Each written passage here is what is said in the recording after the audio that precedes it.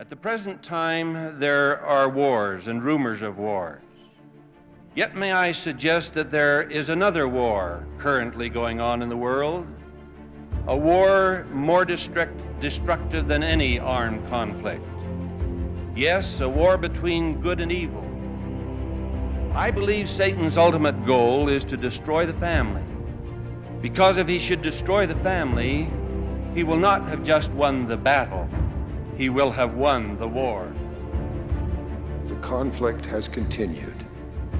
We have seen it intensify, and the scriptures suggest that the war will become more violent and the spiritual casualties on the Lord's side will mount. The enemy is unforgiving and relentless. He's taking eternal prisoners at an alarming rate, and he shows no sign of letting up. We look to you, my young brethren of the Aaronic priesthood. We need you, like Helaman's 2,000 stripling warriors.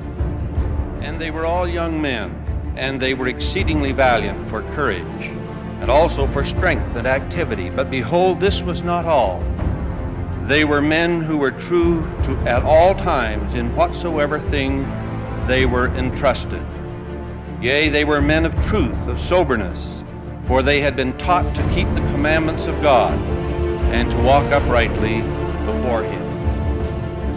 This isn't a time for spiritual weaklings.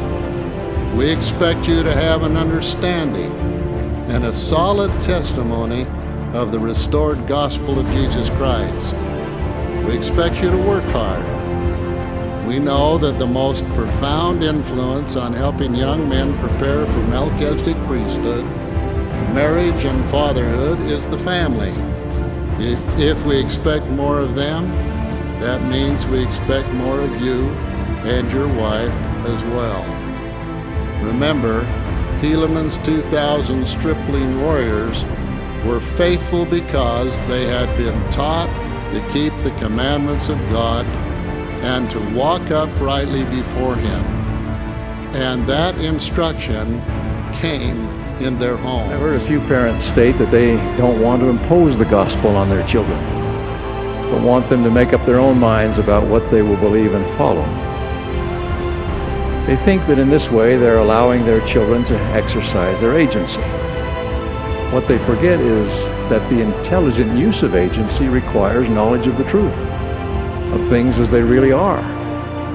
Without that, young people can hardly be expected to understand and evaluate the alternatives that come before them.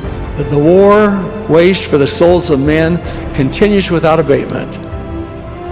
Like a clarion call comes the word of the Lord to you, to me, and to priesthood holders everywhere. Wherefore now, let every man learn his duty